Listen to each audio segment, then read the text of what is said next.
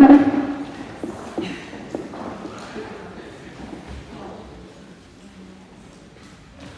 right, thank you. I hope everyone was able to glean some information and talk to some of the officers here in CDOT and that type of thing.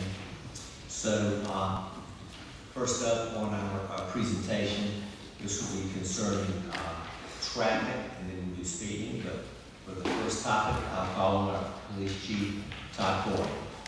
Thank you, Chief.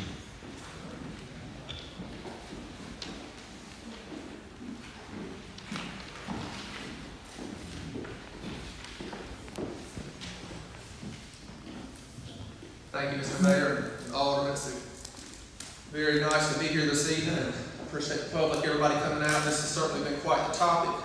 So I've got a little bit of notes that I did bring, and hopefully everybody's had time to look at the information that we have provided for you tonight on how we are dealing with complaints with regards to speed and reckless driving and those types of things. I would like to start out by saying that this has been a very trying time with our House Street construction project. Not tossing blame on my partner, Tom Stanley, who's here with us tonight. But it has been a very trying time. We have had and filled several complaints and calls with regards not just to speed, but reckless driving, stop signs, running stop signs, too many stop signs, speed. It's I-95 type of conditions on our roadway. So we understand that. We appreciate our citizens for bearing with us and all of our traffic. I am happy to report that we are seeing some of the traffic slowing down. I noticed the other day when I was coming into town and riding that it looks like some of our, you can tell school is back in, some of the summer traffic has eased back, and it looks like the House Street project is progressing pretty good and is starting to filter a lot of the traffic from some of our congested areas. So I just wanted to talk to you for a few minutes tonight. Again, we provided a packet with some information on how we deal with speed complaints. So we do have complaints that are citywide. I ask daily about different streets in the city, and some people think it's more speed on Bay Street, or there's more speed on Leonard Street, or there's more speed on Caswell or Brunswick. So what happens when we receive a complaint at the police department, we log that complaint, and then we either go out and try to look at the complaint for what it is by sending one of our officers. We do have officers that are certified with radar devices and LiDAR devices, which is a handheld device that they have in their vehicles. Not every officer is certified right now, but we want to have them all certified. But when we get a complaint, we log it and we send them out to check on that. I have a sergeant who's also here tonight. He kind of heads up our program as far as speed and our driving complaints and things of that nature through our governor's highway safety. So what we do first, we do have two types of speed devices. One of them is a smaller speed trailer that a lot of you guys have seen. That's the older device that we've had for quite some time. It's a white trailer that we station to read speed. A lot of people think that it's just that. It just reads our speed and that's all it does. But a lot of people are surprised when we tell them that it does count cars. It logs that through a data system that prints out to us later on to tell us the times of speed and that kind of thing and peak times. So we've had that for quite some time. We gained that through the Governor's Highway Safety Program. That's a program that we participate in, and we get money and funding through the Governor's Highway Safety funding for that. So it kind of helps us with our budget, because the different types of campaigns that you see statewide, click and ticket, and things of those nature, we participate as well in that. So when we do that, and types of stops and things we do, it builds points and that kind of thing. So that is one of the devices that we have, and again, it will read for us and give us out some data. The second type of device we have is a newer device we were just able to purchase this year thanks to our board and the support that we receive. That's the Stalker trailer. It's a larger trailer. It's also a combination of a message board. We've got a lot of things going on in the community, so we wanted to expand our reach to be able to put out messages during hurricanes or road closures, or just promoting some type of bike safety or heavily walked areas. So this trailer, while it may be giving you a safety message, it also is clocking your speed to and from. It lets you know what the speed is approaching and when you're leaving that equipment. It gives us counts versus times, weeks versus days, you name it, percentage charts, average speed, and it gives us just a the printouts that you have here kind of tells us peak times. We can dig into that information to tell us hours on the day when it's higher versus, not. So those are two of the ways that we study speed. I've been in conversation with the North Carolina Highway Patrol, the first sergeant in this area.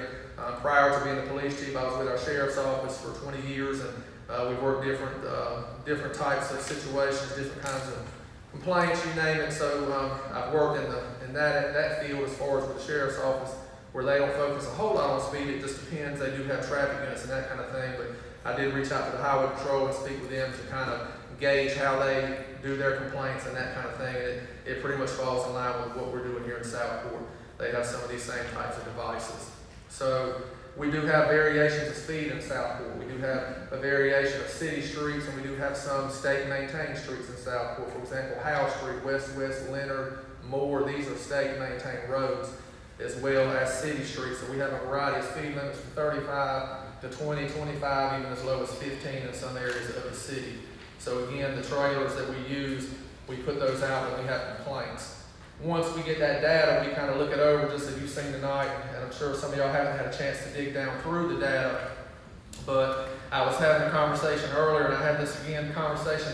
I wish we had enough personnel to be everywhere to catch every violator for every complaint, but unfortunately we do not. We are a 13-man department. We're a small department with big city problems, just like other departments. People expect us to be ready and respond just like larger departments such as Charlotte, Wilmington. Leland's one of the larger departments. If something happens, heaven forbid at Walmart right now, an active shooter, they want us to stand up and respond. We do have the equipment, we're ready to do so, but we do it within our means. So I wish we could say we can put an officer on every one of these streets at every one of the times, that the stalker trailer tells us their speed. For example, one of our streets in Park Avenue and Stewart have been known since I was a kid for speed. People cut through there. We have a ferry. When the Ballhead Island Ferry first started out when I was a kid, it was right on Moore Street with Walton Willis's boatyard. They sped on Moore Street. Then as they moved to Indigo, the speed and the traffic followed them over to 9th Street. Then when they moved again back over here to Deep Point. So again, there's known problems with speed, and we know that. Some people say, well, Chief, the ferry schedule, so why aren't you out there every hour writing tickets? But also, we have 911 calls that we are responsible to answer. The other day, I got a call from somebody needing something, and a car wasn't there yet, and I looked. I wasn't working. It was during the weekend, but all three of the cars we had out were on calls. So we are a busy department. Again, we're a small department with big city problems, and we try to do the best that we can. So we take the information, the data, and we apply that to how we can mitigate the problem. So during some of these peak times, we have sent cars out. We have written tickets. There's information in your packet, board members, that shows you some of the tickets and the counts that we've done. One of these surveys, just for example, Bay Street is one of our main attractions in Southport. I was just telling the mayor when we were talking, when we go out of town, my dad, no matter what hour it was, he said, we got to ride by the waterfront and make sure the water's still there. And I said, well, Dad, if the water's not there, we're in trouble. But Bay Street is one of our heavily traveled streets. So this data that we did on Bay Street, again, the posted speed limit is marked. It counted 11,714 cars, and of those cars, 0.03% were at excessive speed. So again, just different counts that we look at. And so another street that we get complaints on, again, Castle, different parts of Castle Avenue, there's some counts in here. 5193 was the cars counted, and of those, 0.5% were excessive speed. Does that mean we don't need to go there and address speed? No. Again, we can look at the charts that it gives us. Some of those cars are excessive. We set the excessive speed about 10 over to gauge that, because if you set it in between, it makes it harder to gauge and to break that down. But it's just something it's just a general setting a lot of times that we set it on. Again, Park Avenue, 12,616 cars, and of that 6.78% were excessive speed. Without just reading all the numbers, again, I just want to kind of tell you what we do with the complaints. So again, we put this out, we read the speed, and then we send the guys out to work the areas at different times. The ferry traffic, for example, we work that. Ferry schedule some, and we do see some speeders. They've written tickets sometimes, but then sometimes they go out there and there is nobody speeding. So it's not all the time. I wish we could be there every time and catch everybody, but we just cannot do that. So again, we want to be helpful. Our goal is safety. Everything that we do at the police department, again, goes along with our mission statement. A lot of that is about safety, the motoring public, We have a lot of pedestrian traffic, we have a lot of folks on bikes in Southport, golf carts, everybody knows we're expanding our population of golf carts, so we have to put that in the mix, and again, so we're trying to check on that. But this is just some information that we've sat before you tonight that we've made available to our public. Again, just wanted to kind of tell you how we're doing that and what we do with the speed. We do proactive things as well. It's not always going out and writing tickets. We believe in education as well, so we do educational campaigns. You've probably seen on our social media page, schools in, speeds out, so we have been working our school zones. We've been following the buses a little bit, making sure people are stopping for those stop signs on those buses. So we do want to make sure we do different types of things to handle complaints. I really don't believe in just strong arming the law all the time, just writing everybody a ticket kind of thing. If it deserves a ticket in the officer's eyes when they're out there, however they judge it, then so be it. We want to make sure that we are just concise in everything that we do. Just wanted to touch base, since this is about transportation. I've been getting a lot of questions, and of course, things about four-way stop signs. So four-way stop signs have grown and increased a little bit because of the heavy traffic in our neighborhoods in Southport. We had a lot of concern, cars racing through some of these areas. So we did stand up some temporary detour stop signs. I talked with our public works director, and he did not have any of the orange barricaded type signs with the stop arm on it, or the stop insignia. So we actually stood up stop signs. So since that has started, we've stood up 9 of those particular areas. And since the construction is digressing, moving out, we only have 3 of those that are still standing right now. Again, I've had some people ask me. I had a gentleman reach out to me, and he wanted to know what kind of process we use. There was an engineering thought process to that, and we went back and forth and talked about it. And again, the signs are not put out there just for a specific reason that we're going to make everybody stop kind of thing. It's just to slow people down, bring their awareness to the fact that I'm in a neighborhood. I'm not on Moore Street anymore. I'm in a neighborhood, and there's a sidewalk, and that kind of thing. So we try to, again, use those measures to kind of address that and try to, heaven forbid, have an accident. So I just wanted to address that as well, Mayor and Board, about that. Again, moving forward, educational measures, whether it's stopping cars, reading the data. Just want to assure you that we're doing everything that we can do. I have reached out to some of our neighboring departments, and again, the campaigns, the click and ticket, and the booze it and lose it, and stuff like that, we work together, and you'll start seeing some of that kind of unfolding in the future, because we do work together, and again, our overall mission is safety of the motoring public. So we want to be as available and proactive as we can. So I hope I didn't bore you too much or talk too long. I could stand up here a little while. I know some people don't like some of the answers that we give, and like I said, I really wish that we could be out there and catch everybody. I know we've had some animals hit. I'm seeing you folks sitting right here, and being a pet lover, I hate that has happened. But know that we are not, it's just not numb to us. We try to be out there to catch everything that we can. So do you have any questions at this point? And I will turn to you folks. Yeah, Chief, I have one question. And welcome up to the board as well. On the Park Avenue, I just kind of wanted to look at that on that street. You said that there were excessive speeding of 6.78%. Right. And I want to know first, that really comes out to, I want to make sure I have it correct, 855 cars. And so what is the threshold for having some sort of speed limiting device on that street? If you know, what is there a standard rule, or is there some guidance on that for the board to staff? I don't know how to answer that wholeheartedly, Mayor, as far as if there is some kind of a method to say, yes, we need a speed device there. It certainly would indicate that there may be a need for that. I mean, you certainly could do that. I would have to reach out to our partners with NCDOT. I understand there's a representative here. They may know if there's some type of formula for that. As far as the city, on the city streets, that's something we would have to talk about, as a board, to get some, advisement from you. We have used speed monitoring devices, and since I've been the police chief, this is actually November, I'll be starting year 4 as the police chief here. So when I first came into office, we were getting a lot of complaints about Turtlewood, one of our neighborhoods out on the edge of town off of Leonard, and they were having a lot of cut-through traffic, so they went back and forth with their HOA, and they came up. We had several meetings, and they decided they wanted to try some speed devices in there. So the ones you see in there, there's different types of speed devices. There's speed devices, speed tables, speed bumps. So those were removable types that are in there now. There's some of the more aggressive style speed bumps, but once we got them installed, it did the job. A lot of the calls I was getting in there, they fell by the wayside. A lot of people that were cutting through there, even though GPS tells them to go around, they were cutting through there, dragging trailers and different types of things. It stopped a lot of that. Same thing with Cade's Code. I believe Alderman Sharkey, we were having some issues there. You may be familiar with some of those. Yeah, they're Same I would thing. say the speed humps in Case Cove aren't quite as aggressive Right. as the ones in Turtlewood. They're a Yes. little more gradual, but Yes, ma'am. it seems to have satisfied most of my neighbors. Yes, ma'am. Yeah, they had Cade's Code. We installed some there. They were having a similar issue. Seemed like school traffic, people coming off of Robert Ruark and buzzing through there. We had been out there stopping folks, writing tickets, doing that, but it was still, again, we can't be everywhere all the time, so they came together and they did some more low style types, and they were upgrading some of the roads, and they actually paved some and put them in there so they're more permanent. So there's different types that you can use. There is a speed table in the Southport area, the entrance to the ridge.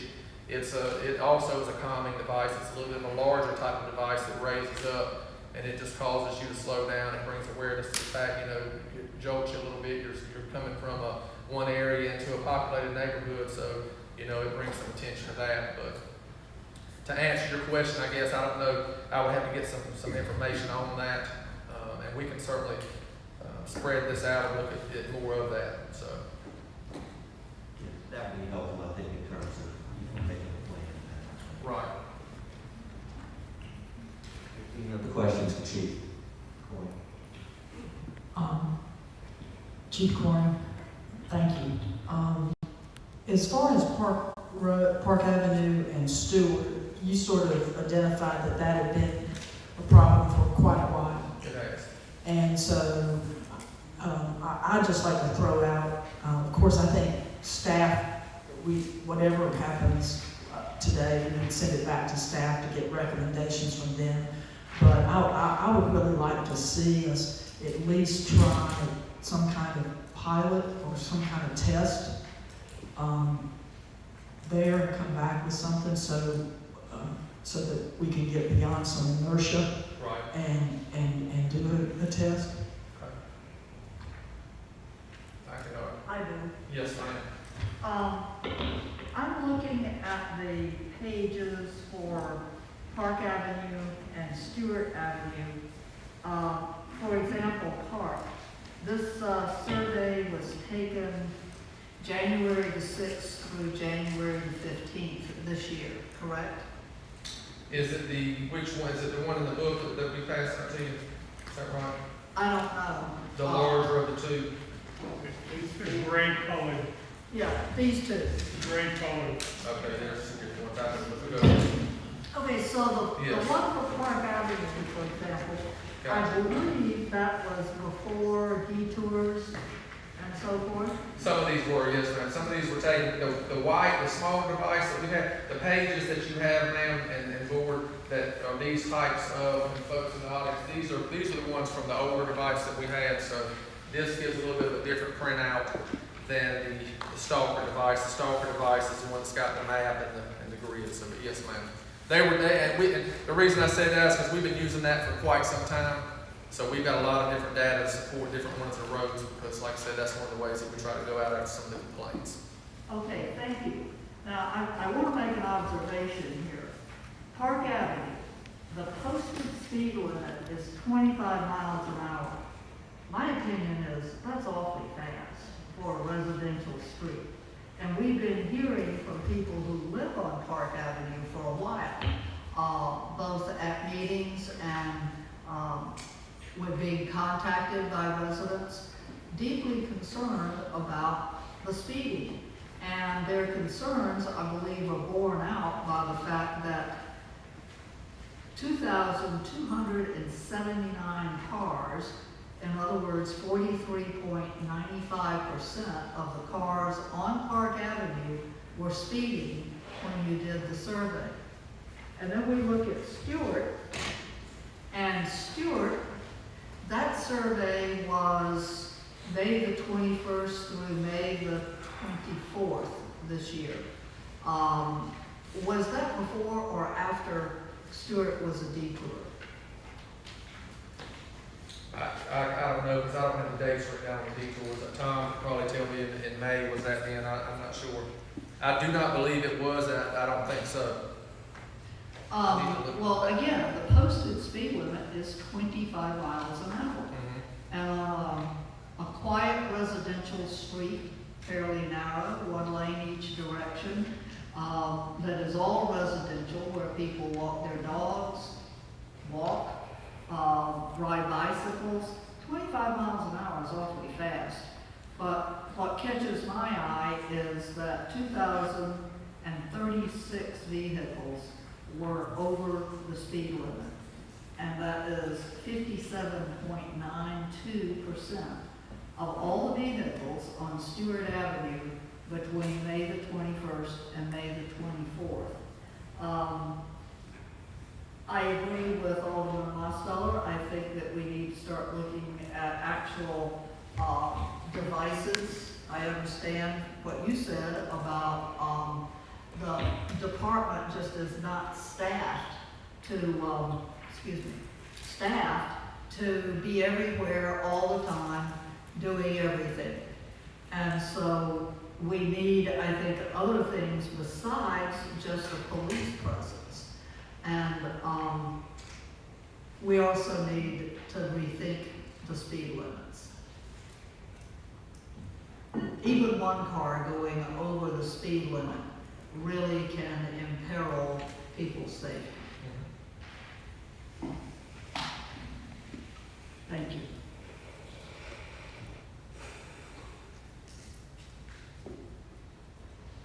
Anyone else? Alderman Lombardi. Yeah, Chief, how about placing some additional stop signs? Like in the middle somewhere, just to make people know that they have to stop up there, they're not gonna. I will say, again, mentioning Stewart Avenue, because that's been a problem area for quite some time. That is one of the roads where we did install temporary three-way stops on Stewart since. I actually stood those up about probably a week or two before I was anticipating them putting the traffic onto an already busy problem area, and it has worked tremendously there. I've had several on Stewart Avenue reach out saying they hope they stay. I haven't committed to that because, again, I explained to them early on that these were measures just to slow folks down through a busy area. But I mean, that's always something that we could do because, again, it's bringing people to a stop when they're, a lot of things we see are distracted drivers. People, there's so much in a vehicle now, they're looking at phones and different things. So that may be an option.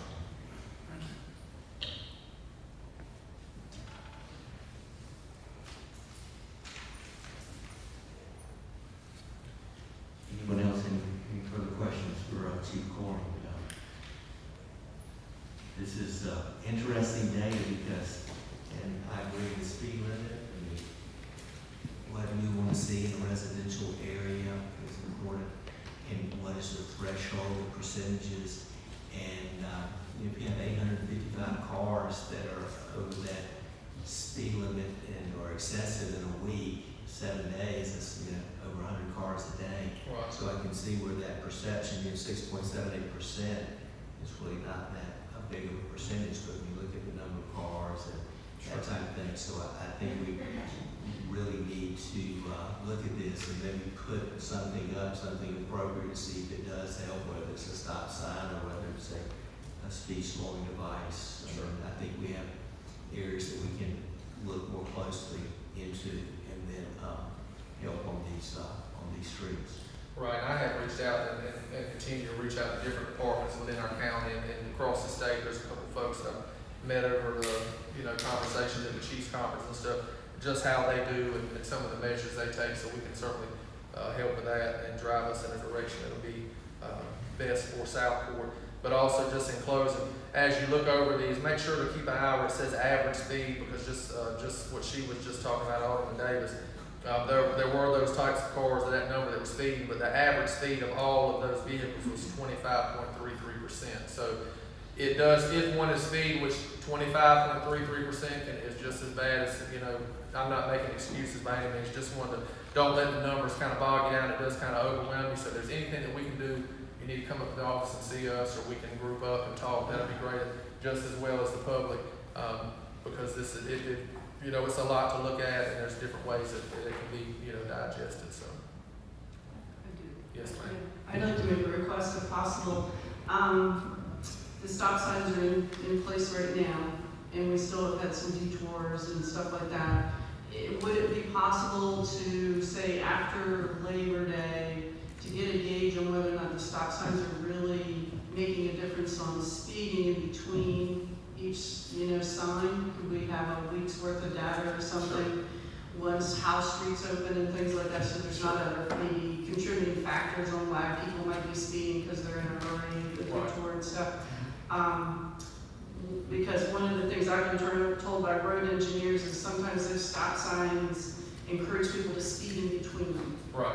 They'll gun it, you know, they have to stop, they're annoyed, and so they'll take off really fast from those signs. Right. But I don't know if that happens here, so can we collect? We can do that. We can put it on some of the streets that have been Atlantic would be a good place to put it. We still a four-way stop up there for quite some time back, and it's still in place. So I mean, we can check that in some other areas. That's, Thank you. yes, ma'am.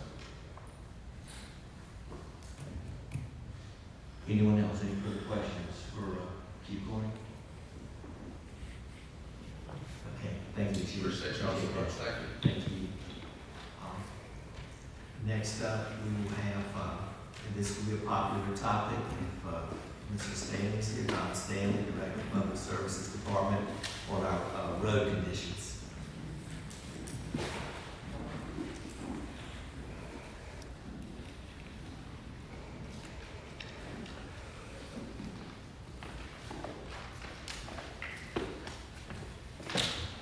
I'm here to support you, sir. I know there are a lot of potholes, our roads have been decimated with the detours. I worked down today and didn't see a one. And so sarcastic. Shouldn't drive it that way. Good afternoon. I will start by saying that hopefully, as long as the weather holds out tomorrow, the top coat will be applied to House Street, and pavers, and we can start removing barricades and all detours, and House Street can be, hopefully opened up to traffic. Don't hold your breath. We know how this project's been. But what do they say? Good Lord willing, creek don't rise. We'll have a open House Street by the end of the week for the Labor Day holiday. Each of you have a street inventory condition that was done prior to the sewer project. The previous director and myself did this study. It's not scientific, it's non-engineered. We drove around on a scale of 1 to 10, 1 being good, 10 being poor. You can see there's probably quite a few, most of our streets are in between. I will say that it goes without saying and without any education that after the project is complete and roads are opened up, a lot of these are not going to play anymore. You know, when we designed and started thinking about the House Street project several years ago, I will admit, even in my position at the time, which was not a major designer or anything of that nature, did not think about the impact the side streets would take for this project. Also did not realize the amount of traffic that these side streets would be taking. The east side did fairly well. The west side did not fare well at all. Aside from the road conditions here, I think my perspective is those are the streets we need to take care of. Initially, after this project is over and we can, you know, financially take care of these streets. They took a hard beat. A lot of tractor trailers, and even though Rob Gandy Boulevard is supposed to be a source for tractor trailer traffic, Roggen Boulevard is not what they take. I'm sorry. I don't own Google Maps or whatever map they use, Garmin. I can't control what Google Maps and GPS says. My input doesn't matter on that. I do have crews that try to stay up with the potholes. Can we keep ahead of it? Absolutely not. I have five guys that do not only pothole repairs, they do water, sewer, streets, straighten signs, and everything else you can possibly throw at them. That is what they do. So, you know, if anybody thinks that I have a crew that just goes by and can magically fix these potholes on a daily basis, that's not reality. We do the best we can when our schedule permits. And I think for the most part, yes, you know, are there some spots we didn't get to fast enough? Absolutely. But for the most part, I think these guys did a stand-up job trying to stay ahead of most of the problems. Our roads, a lot of our roads, most of our roads, have absolutely no base underneath the asphalt. It is, Mr. Lombardi can vouch for that, he's seen some of it. It's just asphalt over top of the existing dirt that was there from the beginning. That's just been paved over. And I've noticed that a lot of the overcoats are half-inch to an inch thick. Our shoulders our road edges are being taken over by grass cutting out, you know, residents taking over, and you know, the streets obviously throughout the entire town need overhaul, and it's going to take time, lots of time, and lots of what we don't have, you know, funding to do so. Another street that needs to be taken care of is Bay Street. That's a major road I think that needs to be taken care of, especially, you know, 2015 when we placed a 900 tons of riprap after the washout and Hurricane Matthew, I believe it was, and after Hurricane Isaias, and we just repaired the Bay Street wall.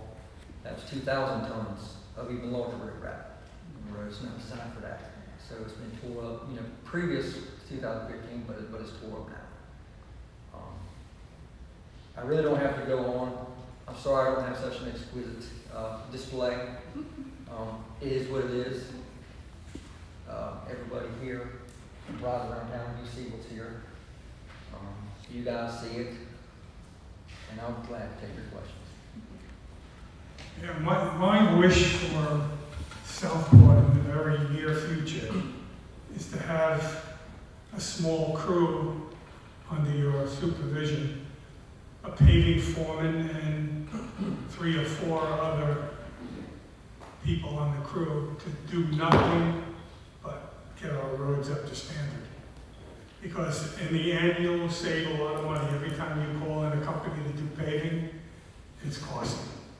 And if we had a crew of, say, even 4 to do nothing but fill potholes, reconstruct streets, I think we'd be way ahead of the game. That's my wish, and I hope it will be in the very near future.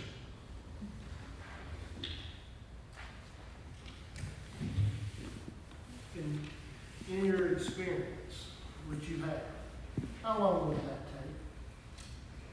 How long would what they need to do all the roads? Oh, God. I have no idea. I mean, some of these roads, like Tom said, there's no base under any of these roads. Very few of them. And you keep paving on top of them, all it does, it's a waste of money. You've got to take a street a little at a time and reconstruct it, and it'll last. So I really, without really going around, and well, he's got that already, but it's a little more than that. It would take years. But I think it's a necessary thing that we have to do here in Southport. I have a question. Mrs. Stanley, off the top of your head, do you know roughly how many miles of road we have in our city limits? It's a high number. It surprised me the last time I saw it, but I don't remember exactly what it was. Very surprisingly high number. You know, Yeah, It is. top. It should be, I do not know it, but it should be on a power bill map that you have. It should be. 28.34 miles. I was thinking that, I was gonna guessing like, hey, we cut 56 miles, so I would cut that in half. So, yeah. Thank you. And of course, that, be aware that excludes NCDOT road. Oh, yeah, that's just, So Right, that right. doesn't count house or more, No. electric, That is just city-owned maintained streets. and Ninth. And Ninth is not city maintained. West, in the west state, Yes. on the west. Todd brushed up on most of it. Leonard, East Leonard is, state, East Moore state. One block of West 8th is state for some reason. 9th Street, East and West is state. Yep. Howe Street, yeah, the main one, Howe Street is definitely state. And of course, our private roads, in the city. So those are state maintained, we're supposed to be state maintained roads. That's a lot of asphalt. And they're also what they call these, orphan streets, isn't that right, Mr. Stanley, that the homeowners association are responsible for and that type of thing, And there are orphan streets, Atlantic, the 1300 block of Atlantic Avenue, that would be between Stewart and 13th Street. Nobody claims that street. 13th Street, nobody claims that street. Really, West 14th Street is a sort of an orphan street. Caswell, between 12th and 14th Street, is nobody's land. So there's a few streets in town that flip a coin. You know, I don't maintain it. Nobody likes to hear that because I can't tell them who does maintain it. But, you know, it just, you know, city can't maintain these, you know, streets that we don't own. If we can't keep up with our streets, we can't maintain the streets we don't own.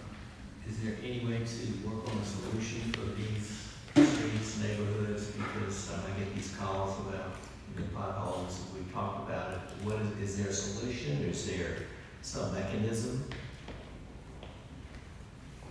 That I don't have an answer for that. You know, it's something I've never really thought of, but I don't know. Well, maybe the city manager We can might look do into that and see if we can look for some resolution to this or some guidelines so we know how to handle these damaged roads and that type of thing. Because our citizens still drive on them and back and forth and that type of thing, so. But we shouldn't forget that there is other ways of maintaining a road without paving. And like I mentioned before to everybody, there are multiple ways of maintaining a fairly good pavement to last many years without repaving. But it's just never done here. I spent my whole career doing it, and I think that it's time that we maybe do it down here. If you're talking about the, I don't know what you call, maybe chip seal. Yeah. I believe you talked about that with Mr. Fox when he was here. And I'll tell you what, if the city were to entertain something like that, here's what I would like to do. I think East Nash Street in front of the post office would be the place to be. That gets so much traffic, that gets so many turns on it in front of the post office. If it can withstand all those turns day after day after day, and there are hundreds of cars that meet that go to the post office, I think it'd be great. You are, I'm not gonna say expert, because I'm not that one, you're a professional. The thing is, with a chip seal, the pavement that's there has to be in fairly good condition for it to last 7 or 8 years. If you just want to do a temporary fix, you can do that. But it should be on roads that are in decent shape and that you could extend the life for 7 or 8 years without going through the cost of paving. Chip seal is about 1/3 of what it costs per square yard to pave, and even less. And I did want to have somebody come down here and address. It just never worked out. I couldn't get anybody to come down. This is far from, because they don't do that down here. So they have to come from the middle of the state. But I think that's something that we gotta look further into. Is there a reason they don't do it that way? Is there a reason they avoid here, or is it just something that's not done? Is there something that's keeping that from being viable here? Not that I can, I've talked to people that do it, and they said, no, there's no reason. You do have, people would object to this loose stone for a couple of weeks, that before it gets swept off. But once it's swept off, it's pavement. There's a little bit to it, but it's a lot cheaper to do it than to get a pave here, put down 2 inches of asphalt. And over things that shouldn't even be paved because there's no base. So, Can you it's. describe this to us, what you're talking about? Yeah, I did. Well, all it is once the pavement is cleaned and sometime patched, there might be a few things that have to be patched. Hot oil, it's a combination of asphaltic oil and water. And it's sprayed down hot on the existing surface. And then a stone put on top and slightly rolled. And about 2 weeks later, they come with a broom and sweep off all those stone. And that stone you could use. It's not, it could be used again to do that job. There's so many other uses for it. So, and like I say, it's about a third cheaper.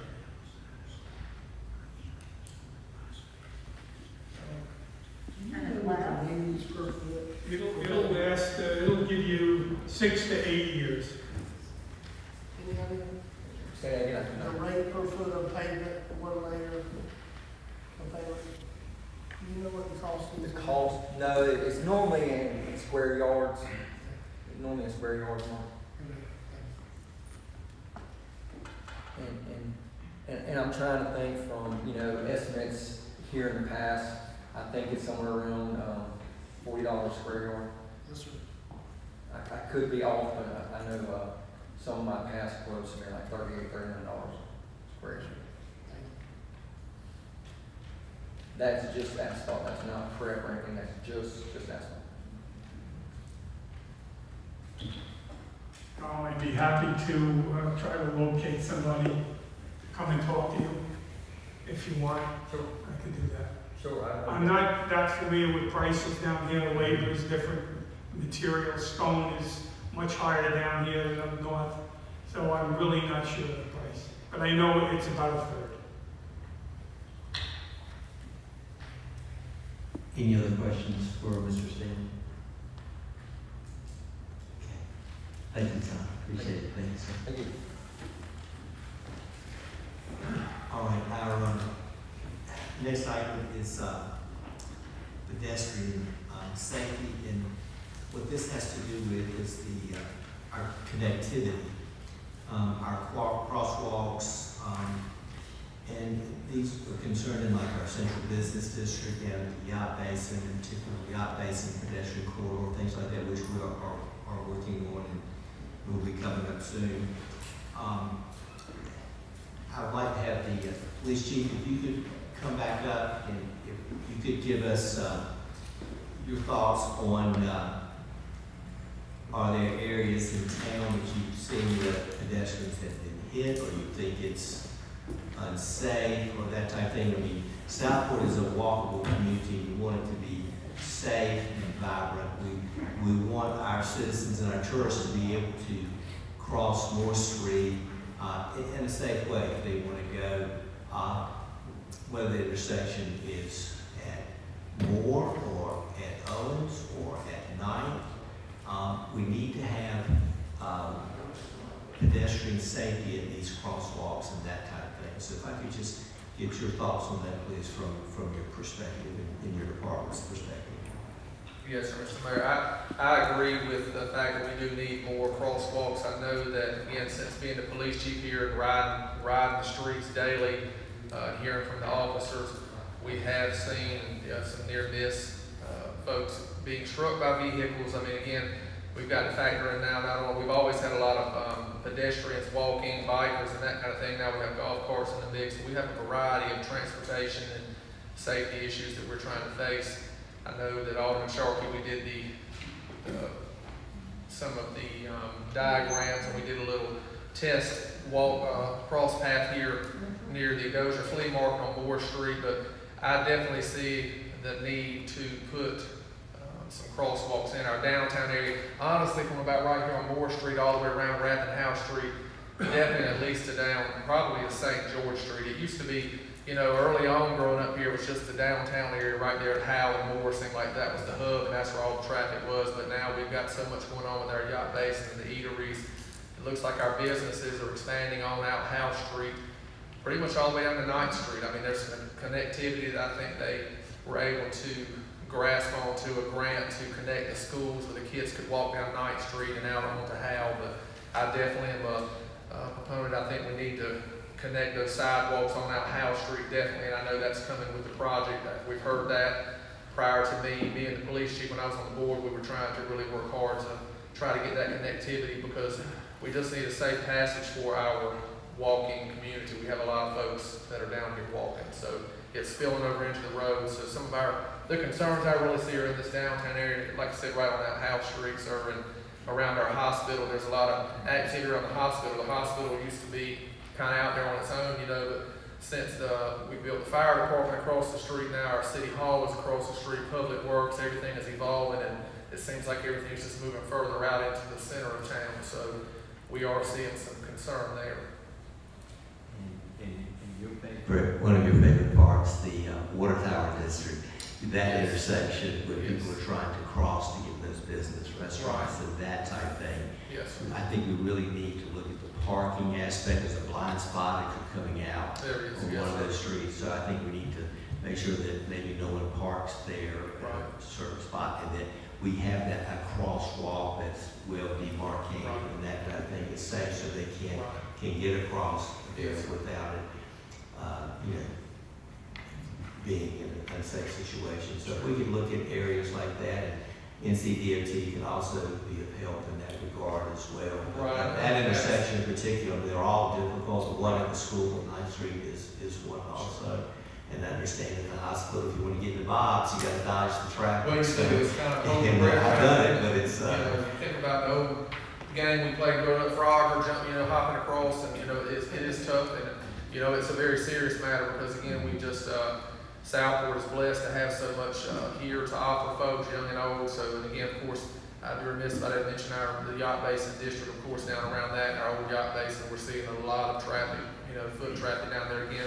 As I mentioned earlier, the season is kind of backing off now, so we're seeing a little bit of that pull back, but that's definitely an area of concern. And again, you're seeing a lot of people walking, everybody's on their phone, looking down, doing things, and you know, next thing you know, you're in the road. So I definitely think that's something that should be on the radar to try to do.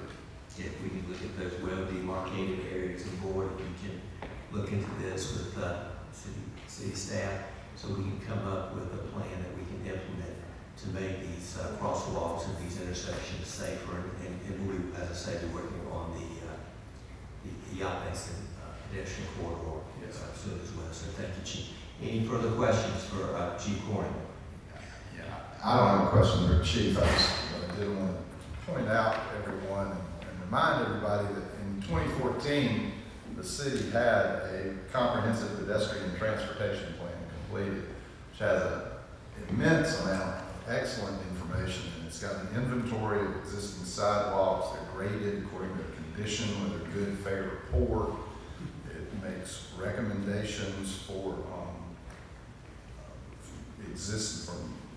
improving sidewalks, building new sidewalks, improving street shoulders, for making pedestrian crossing enhancements. It even lays out the priority projects.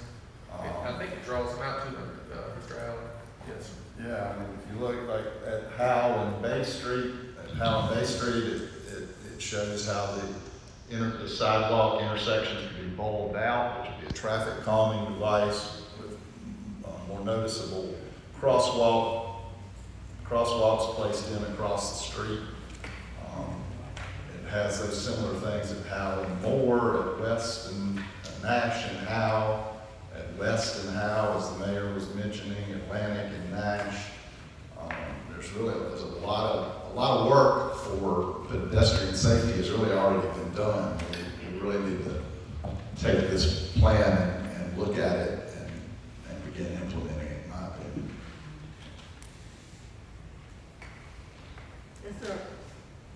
Is there a way we can make make that available to the public?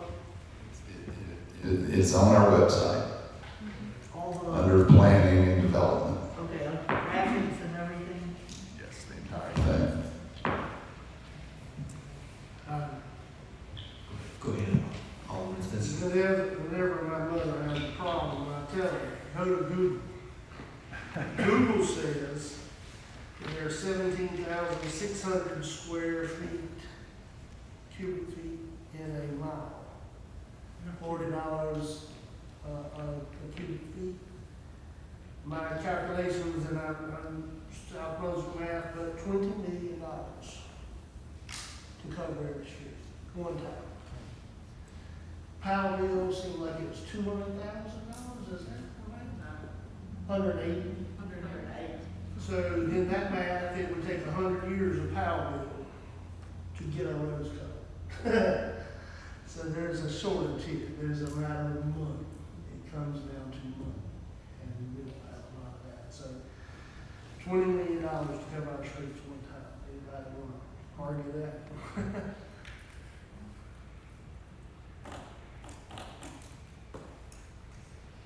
Yes, it does take massive amounts of money, as we know from the House Street project, which is turned into, when you consider the paving and everything, a $3 billion project. And thank you, Alderman Allen, for bringing that study up and that information. That's something that our citizens go to the website for and that type of thing. But the main issue is safety for our citizens, our tourists, and how is the best way we can do that while continuing to support our businesses. So we have a lot of work to do, and I think this is a very good start. Any further comments or questions for Chief Corn? Mayor Pro Tem. Chief, I just wanted to ask, I know on some roads, there are signs that say no through trucks. Is that something you can ticket? And I know we're in the detours, a state road, we can't keep trucks off on, so I'm aware of that. And right now, we've been rallying, so I'm sure there was some reason we couldn't do that. But I'm wondering if we can keep them, because even when they're not detours, they cut through. So I'm wondering if we could have recourse for that and just keep them off of our residential streets.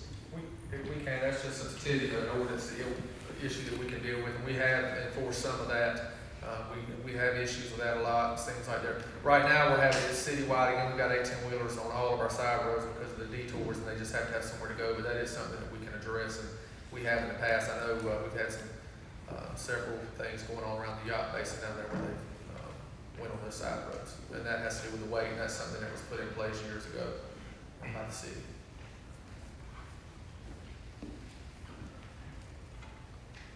Anyone else?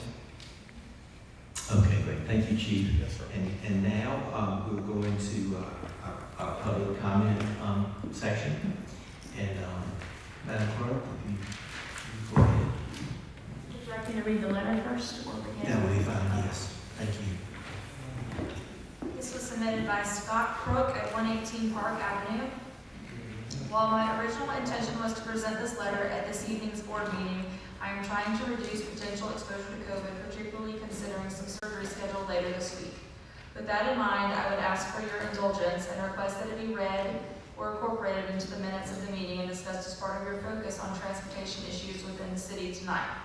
As I mentioned from the podium at a recent board meeting, I have been bringing the consistent, relentless violation of the 25 miles an hour speed limit on Park Avenue to the attention of the Board of Aldermen and spoken directly with the city manager, Police Chief Coring, and Alderwoman Mosteller relatively recently.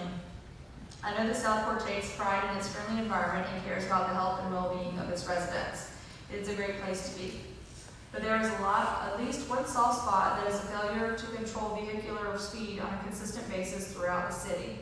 I don't think constant, long-term illegal speeding is an issue for most of Southport, but I do know that it is an issue for some streets, that it is not getting better, and the residents who live in these where speeding is constant are frustrated, afraid, and restricted in the activities their family can enjoy right in their own neighborhood.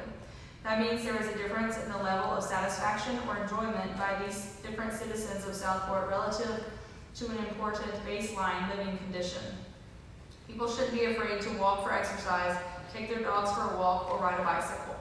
It's not right. This imbalance wouldn't be tolerated or allowed if it were a disparity in fire, EMS, or general police protection, trash collection, or street maintenance. Everyone in the city would be aghast if the effort or results in attempting to put out a fire were different and better in some parts of Southport than others. So why is speed enforcement different? In my observation, drivers generally obey the posted limits downtown in developments like Harbor Oaks and the Landing. A lot of this has to do with the structure of the roads and the fact that the developments are not cut-through routes. Streets like Stewart, West Street, Park Avenue, Turtlewood, and Jabbertown are cut-throughs, and violations are rampant, particularly during the times people are going to and from work, and when drivers are rushing to get to one of the 3 ferry boat terminals, Fort Fisher, Bald Head Island Construction, and Bald Head Island Resident and Visitor Ferry. Only one of these streets has a sidewalk, if I'm correct. Stewart, Park, and Jabbertown do not. Increased law enforcement is not a practical solution because, 1, it could be a full-time job. 2, it would take away opportunities for the city's law enforcement team to focus on other issues. 3, it would be too expensive to maintain the police presence necessary to effectively suppress speeding, and I believe it's like weeds. You can get rid of them, the speeders, for a while, but they pop right back up after you start your control efforts. I believe, and many of my neighbors on Park Avenue believe, the solution is simple and cost-effective in several ways. The solution is speed tables or humps. Not nasty speed bumps, but tables. Each board member and the city manager has received the engineering studies I provided on speed table or hump design and the impact of each. In a nutshell, with the correct height and the distance they are placed apart, it is documented they reduce the speed on vehicles significantly, dramatically, and effectively. They work. They are in place in Decatur, Georgia, throughout the residential areas. I am sure they would be happy to speak with you, and I would be very interested in helping facilitate that conversation. They are in place in Clintonville, Ohio. And traffic circles are in place every European city, town, village, and whistle stop. They are effective and do not significantly impede emergency response. In terms of economics, Bruce Oakley quoted me several years ago a price from a city contractor of $1,250 per table. I left a voicemail asking for an estimate of the full cost of a Southport police officer: wages, benefits, equipment, vehicle, and supervision. If you worked with a guess at what it costs the city to field a police officer, fully equipped and supervised, as $100,000 a year or $50 an hour, you have a 25-hour per table pay period for enforcement, if you will. 24 hours a day for 365 days a year, and you would have a visible commitment to the city's commitment to safety for its citizens. My request and suggestion are that the board get their arms around this issue and wrestle it successfully to the ground before someone walking their dog or trying to get some exercise gets hurt. This is important enough to some stakeholders I've spoken with for them to be willing to pay for a speed table themselves at the cost quoted by Bruce Oakley. However, the city owns a speed limit violation issue and it needs to take effective action soon. Thank you. Thank you, Madam Clerk. Who's next to speak in public comment? Jennifer Bonte.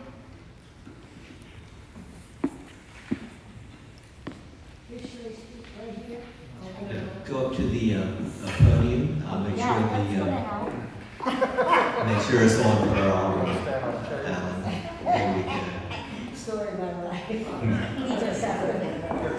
Thank you.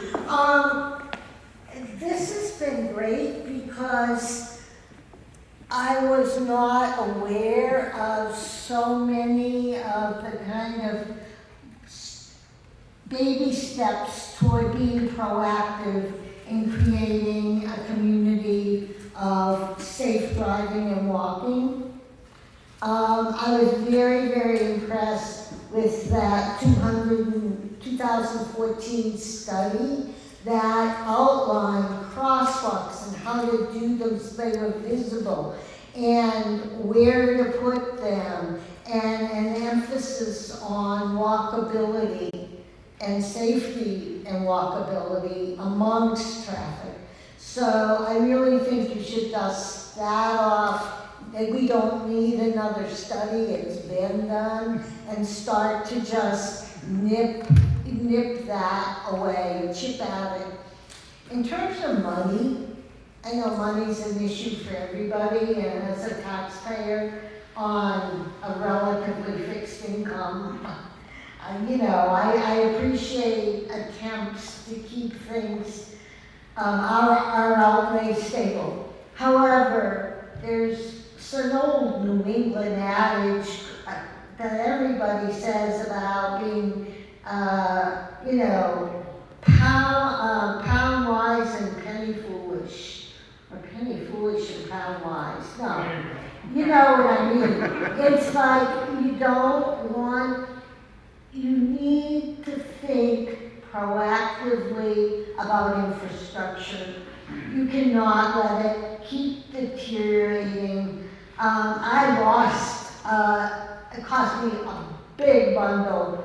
I went into a pothole and kind of ripped my tire off and did all kinds of bad things. And it was just right on the, edge. So that's digressing. I just want to say that those kinds of things, the size of roads, the, structure of the speed bumps or speed kind of enhancing things are really, really important in making this a livable community. So I thank you for having this hearing and the information. I appreciate it. And that's all I gotta say. Thank you. Who's next, Madam Clerk? Katie Boyd and William.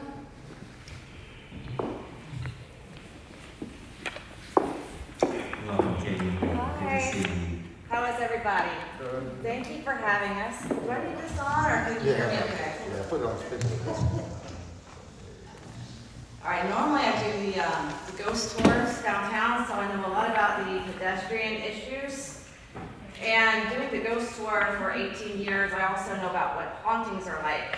So I know a lot of you have been haunted by the issues of the past with the House Street construction. And I know that I've voiced a lot of those problems and concerns to our manager, our mayor, and our chief of police. To the point I probably harangued y'all just a little bit, and y'all were wonderful in hearing me out. One of the problems that we have is we're just going ahead and assuming that a lot of these issues are about the House Street construction. That's what I hear a lot of. House Street construction is House Street construction, it will get better. I also heard tonight, it is what it is. But I don't like that phrase, and I don't like that when we have children in our community, because there's more to it. Caswell Avenue is where we live, and we live in the 800 block. The things that make Caswell Avenue on the 800 block, to be precise, 828 North Caswell Avenue, is that it goes from 25 miles an hour to 20. And we have a lot of stop signs. People are blazing through. We have an enforcement issue as well. And while our chief and our police, they are understaffed, they have to be everywhere, busier than a one-arm paper hanger, we have an enforcement issue. The last board alderman meeting I attended, you all introduced a code enforcer. I'm wondering if we can have our code enforcer walk down the streets. If you were to ride your car down Caswell Avenue tonight, you probably would not need a back adjustment. The speed humps, they're the opposite. We have great divots in our roads, and they're not divots from an occasional pothole with a few trucks driving down from House Street construction. What we have is construction woes. We have something along, and I tried to count it the other day. I went in, I know I talked to Tori and Dory in our city, and the thing that I asked them for was a map. I don't know if you remember, I was specifically asking for a map that showed the new construction off of Caswell Avenue, specifically the H&H home site developments, which I did some investigating. I would look up at Better Business Bureau and some of the reports. My concerns are we've got these huge trucks driving in and out. They're not cleaning up their construction mess. We don't know where they're going to deposit. So instead of just having to worry about the detour traffic, we're having to now worry about something about maybe 40 new home sites. In just the past year, and I know the secret is out and everybody wants to live in Southport, I know I do, but we have homes that are on Castle Avenue and Lord Street that are new construction and poorly done with their roads. They cut through the roads and they're not patched up.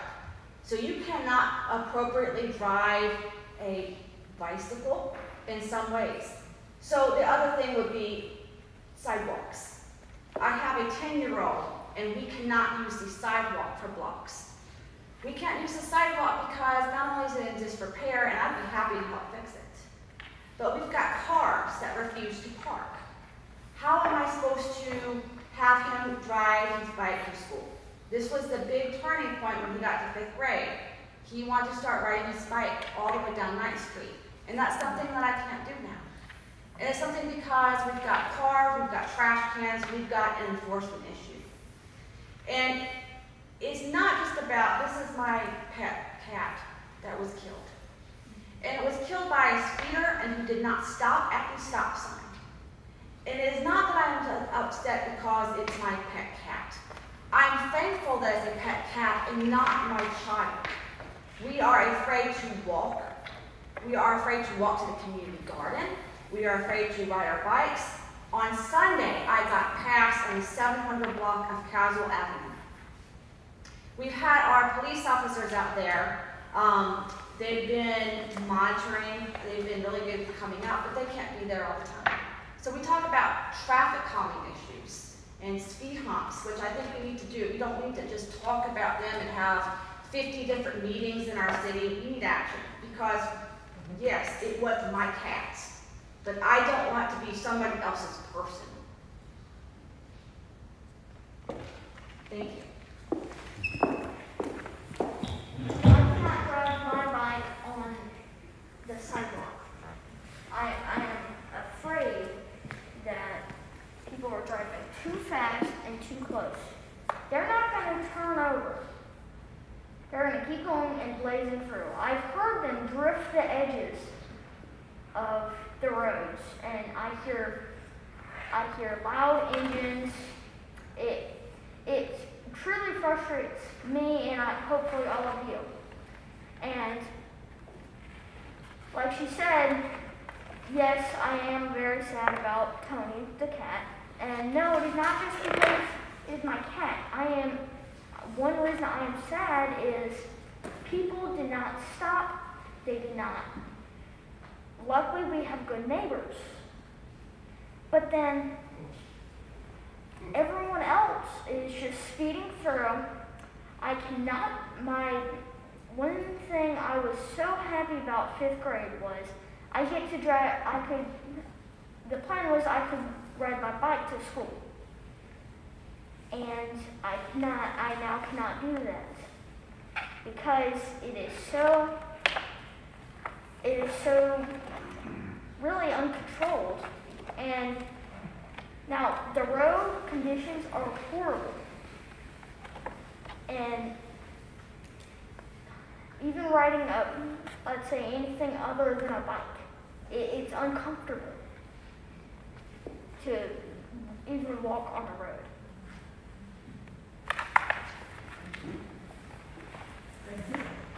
Thank you, William. Very proud of you to be your age and speak in front of the board like this. And also, I've seen you at the flag lowering ceremony as a scout. So thank you for speaking. Thank you for your comments. All right. Madam Clerk, who's next? Andrew Boyd?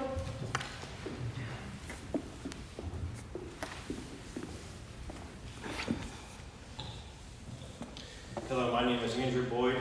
I live at 828 North Castle Avenue. Mr. Mayor, Honorable Aldermen, Mr. City Manager. I'd like to speak to you this evening about large dump trucks traveling down the road that I live on.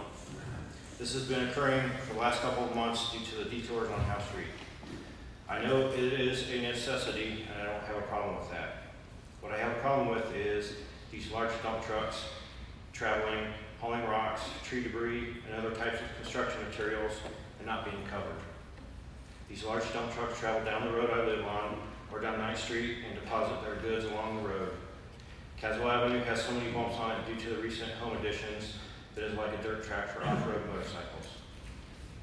I've called the police on non-emergency numbers at least 3 times when I see these trucks uncovered. I know they have more important things to do, but I know that they're breaking the law.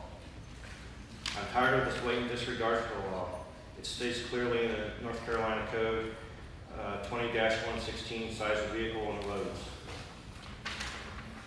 A truck, trailer, or other vehicle licensed for more than 7,500 pounds gross vehicle weight that is loaded with rock, gravel, stone, or any other similar substance other than sand that could fall, blow, leak, sift, or drop shall not be driven or moved on any highway unless A, the height of the load against all 4 walls does not extend a horizontal line 6 inches below their tops when loaded at the loading point, and letter B, the load is securely covered by tarpaulin or some other suitable covering to prevent any of its load from falling, dropping, sifting, leaking, blowing, or otherwise escaping therefrom. And then number 3, a truck, trailer, or other vehicle licensed for any gross vehicle weight and loaded with sand, or licensed for 7,500 pounds or less gross vehicle weight and loaded with rock, gravel, stone, or any other similar substance that could fall, blow, leak, sift, or drop shall not be driven or moved on any highway unless, letter A, the height of the load against all 4 walls does not extend above a horizontal line 6 inches below the top when loaded at the loading point. Letter B, the load is securely covered by tarpaulin or some other suitable covering. Or letter C, the vehicle is constructed to prevent any of its load from falling, dropping, sifting, leaking, blowing, or otherwise escaping therefrom. As I'm sure that all these projects have had to have some kind of permit to perform this construction, why are they not being held accountable for the disregard of the law? I imagine it would only take them a few minutes to put the tarp down on the trucks. All these dump trucks that I see, they already come with them installed. Our own Bay Street refurbishment unfortunately had the same issue. I was down by the waterfront and I saw one of these large dump trucks coming in with huge boulders nearly flowing out of the top of them with no tarp covering them to keep the rocks inside, let alone being 6 inches from the top. I'm only asking that the laws of the road be enforced so that citizens don't have to clean up the roads or have items fall out from the trucks and damage personal vehicles. Thank you for your time. Thank you for your comments, Mr. Boyd. Madam Clerk? Larry Ashley.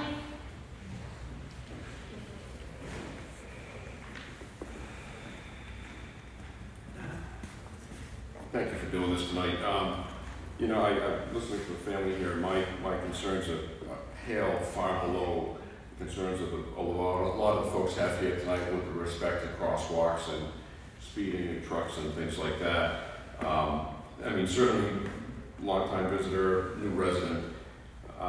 We've looked at the curb cuts with the tactile type of ramps that go off on the different curbs. I've always been concerned, why haven't there been the crosswalks actually connected between the dots on both sides? And I think that sounds like tonight with the feedback that everybody's received, that it looks like we're going to start moving forward and connecting those dots on the sidewalks and the crosswalks. But bouncing off of one of the things Mr. Lombardi said about having a highway division, division, if you will, has the town ever incorporated or looked at some type of a striping machine that the highway area could use? And particularly, I look at a lot of the hodgepodge parking going along on West Moore Street, and that the stripes have all but disappeared. So one of those things that we should do as a tourist-type town, is also for residents, is every year go around and check on those sort of things. So the parking spaces are well marked, the handicap areas are well marked, and they've been taken care of. Perhaps with what Mr. Lombardi was mentioning, that the town or the city could look at purchasing and training folks on how to do their own striping, so we can make sure those sort of crosswalks are in place, the parking spaces are in place. But I'll tell you, parking and that striping just pales far below, and if there's something we can do to help these folks out, I'd be more interested in that, quite frankly. Thank you. Thank you. Madam Clerk? Lois Gandy.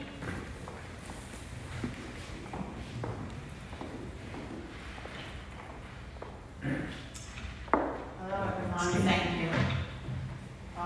Tonight, so much was covered, and a lot of what I have to say was already covered. But my main thing is safety, and kids' safety. I've seen the difference. I've lived here 16 years, and I guess none of us thought this would grow, Southport would grow the way it has, and it's different. So I think we as a community have to think differently. The side streets are now because of the construction on Howe Street, but they were dangerous before the construction also. My husband and I would walk the side streets every day. We had a 5-mile track we would do, and so many times cars would just miss us, and speed, it's very scary. This young man, this young man said, it's scary to walk, to ride your bike when I see children out and people with strollers, and we're a community, and we're a wonderful community, and I think the main thing is keeping our community safe and our children safe. Biking, everything. I personally think, I agree, I think someone else said this tonight, is in the community, which it is, it's a neighborhood, it's a community, to lower the speed limits to 20. People don't, it's all about, what someone else mentioned, I think,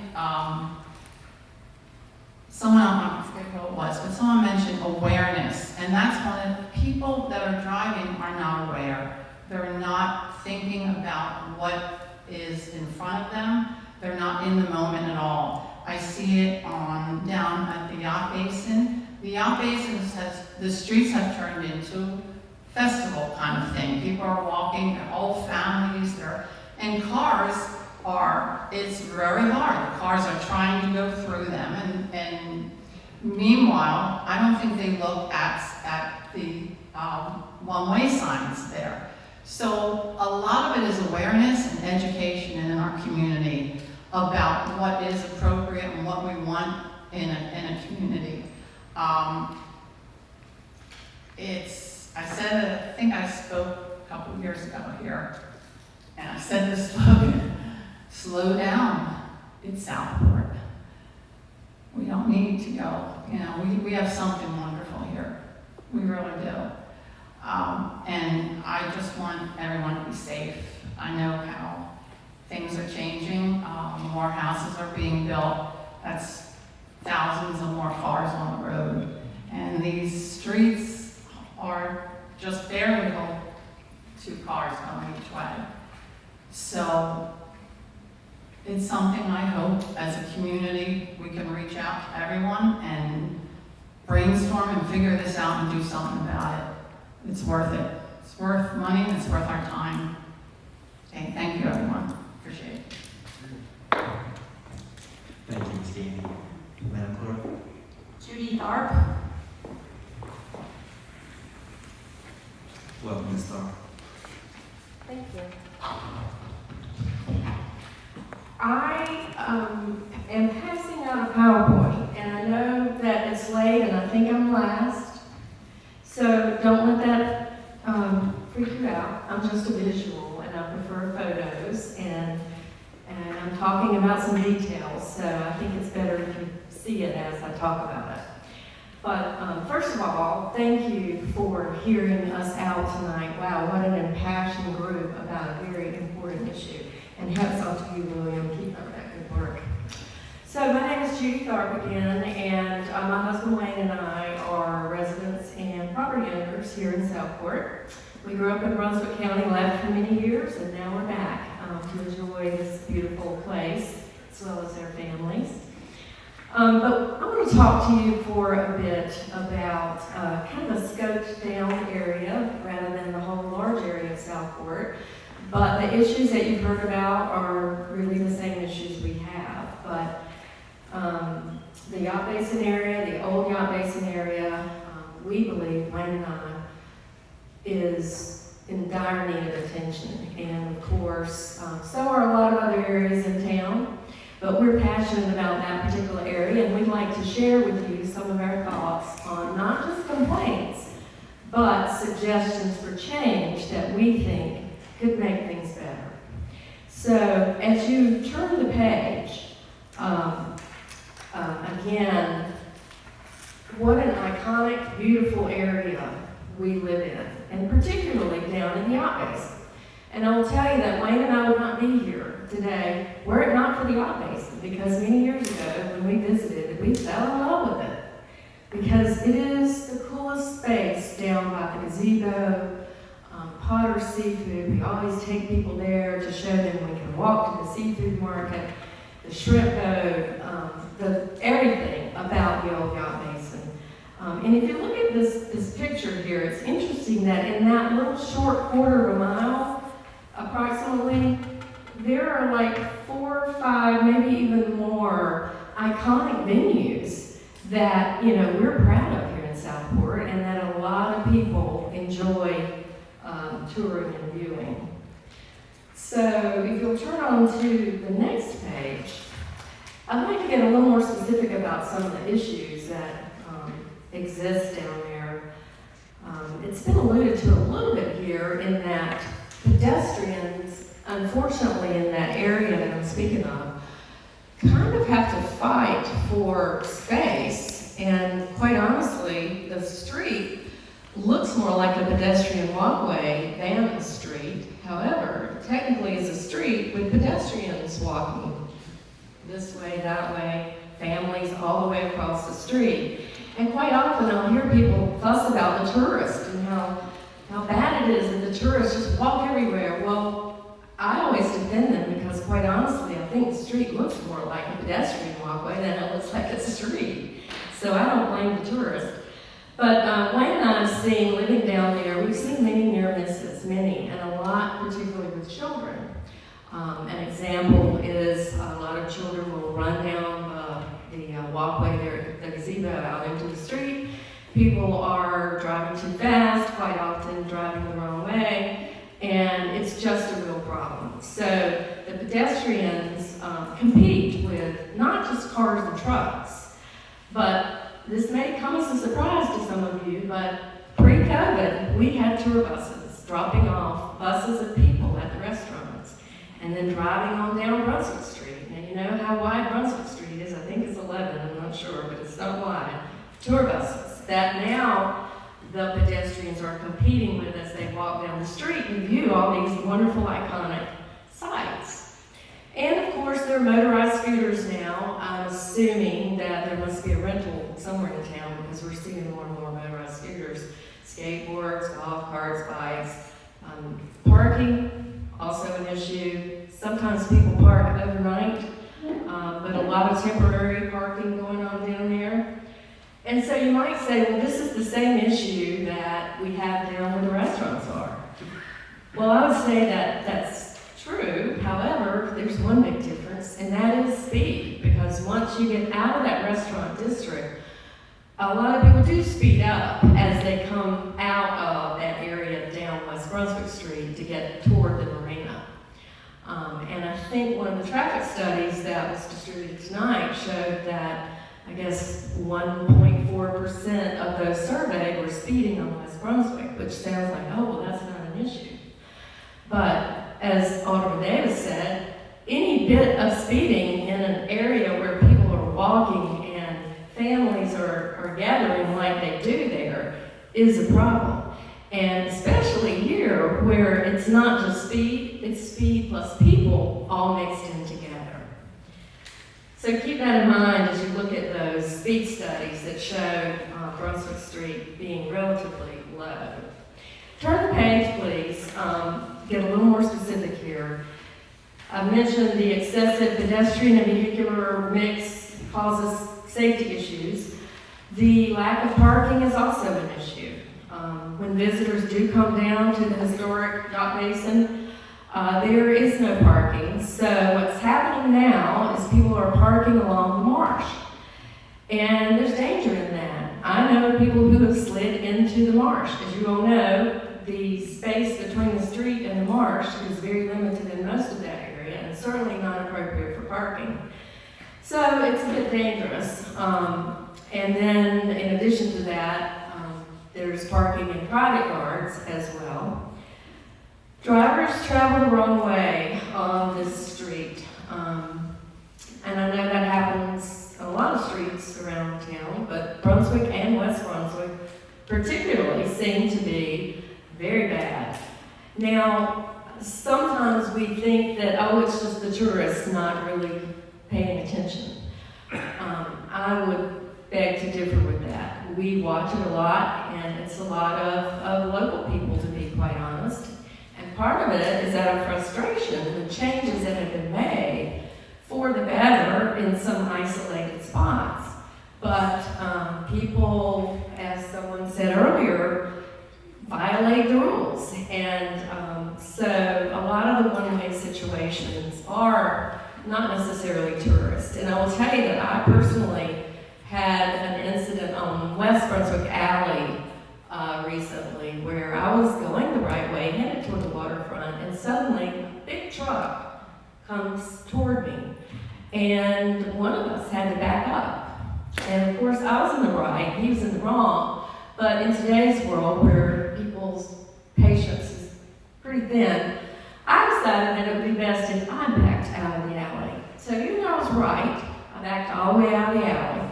And when we got to the end, both of us had our windows down, and he looked at me and said, I said, this is a one-way street. And he said, no, this is not a one-way street.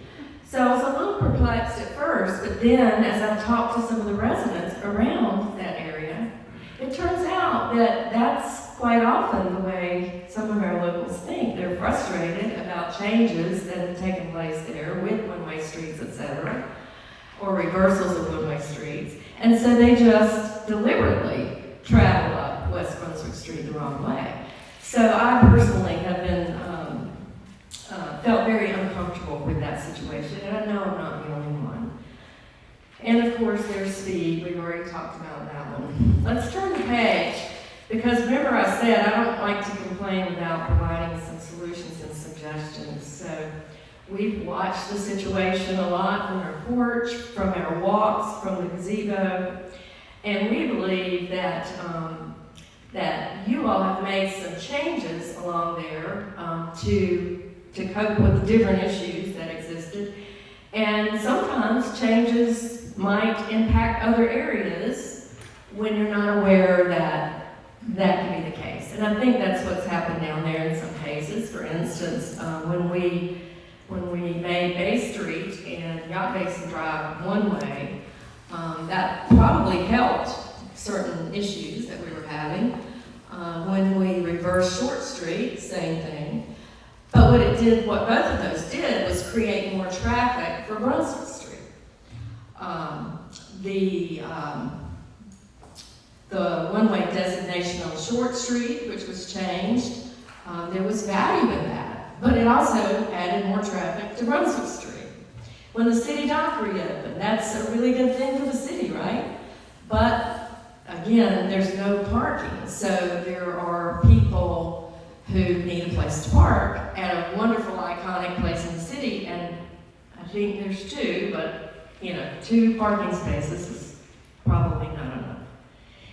And then lastly, when the marina unfortunately was destroyed a year ago, the parking that they provided, which I'm sure was not their intention, but that also helped the situation, because when people came to the yacht basin, quite often they would park at the marina and walk down. And of course, all of that parking is gone now. My guess is when they open back up, they're not going to be providing parking to the citizens. That would be my guess. So turn the page and let's get real specific on some of our suggestions. We feel like the vehicular traffic needs to be reduced on Brunswick Street, West Brunswick Street. But at the same time, we also think that that beautiful, iconic area, we need to encourage more visitation of it. And, you know, I'll be honest, lots of times when I mention to even locals about the gazebo, because I spend a lot of time there, it's just a wonderful place to me, they don't even know what I'm talking about. So I think that we ought to spread the word about this beautiful, iconic yacht basin area once we get a better handle on vehicular traffic. So Wayne and I have some suggestions that we've laid out here after we've watched it and watched it and watched it. And number one is to make Moore Street one way. And we've got a map here, and it's very small, but on the back of this presentation is a large map so you can see more about what I'm talking about. But right now, when you head down Moore Street toward the water, because you can't turn left anymore onto Bay and Yacht Basin, people are kind of trapped. So they've got to turn right on Brunswick Street, a lot more traffic. So if we could make Moore Street, if we could reverse Moore Street, we would have a loop. So that as people come down into the Yacht Basin, on Bay Street, around to the Yacht Basin Drive, I think it's called, and then up Moore, you created a loop. So people don't get trapped at Fishy Fishy when they come down Moore Street and go, oh, what am I supposed to do here? You used to turn left, can't do that anymore. So you either have to turn right, or quite often sit there and go, okay, let's see, I gotta reverse it, turn around, and go back. So the trapping at the foot of Moore Street, I think, would be relieved. Reducing the traffic that dumps onto Brunswick Street from Bay and Moore would also be improved if we had this loop instead of the two coming together. And also, I think that this would reduce some of the one-way violators. We so often, and I know you probably have too, seen where people try to leave the restaurant area, leaving, say, Fishy Fishy, and they get past Potter's and they realize that they're gonna have to go all the way around the marina to get back to the restaurant that they've dropped their family off at or whatever. So they simply go past Potter's, turn around, and come back down the one-way street the wrong way because they don't want to go all that way. That happens a lot. And those of you who live down there, I know you watch it like we do. So make Moore Street the opposite direction and make it a loop. Okay, that would reduce traffic on Brunswick and West Brunswick. The next one is no through traffic. So I know that there are lots of residents, including us, who need to have access off of Brunswick Street to get to your properties. There's a business, there are boats, and there are residences. So we can't cut traffic off. However, we can reduce it by saying no through traffic, much like what the situation is on West Brunswick Alley. That's a no-through street. Now, everybody's not going to play by the rules, we understand that. However, no-through traffic through that area would make a world of difference in all of these issues, we believe.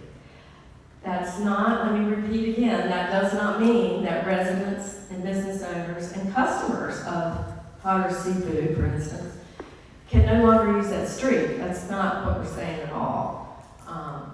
It's just that no-through traffic would definitely reduce the amount of traffic going through there, allowing better pedestrian safety. So, if we were to do these things, we would need to add more signage, clarify some of the existing signage. And then the last part of this is, let's make it kind of an official old Yacht Basin scenic walkway. And I've included some pictures. If you'll turn the page, we actually have a sign in Southport down on the historic riverfront, or river walk, I guess you call it.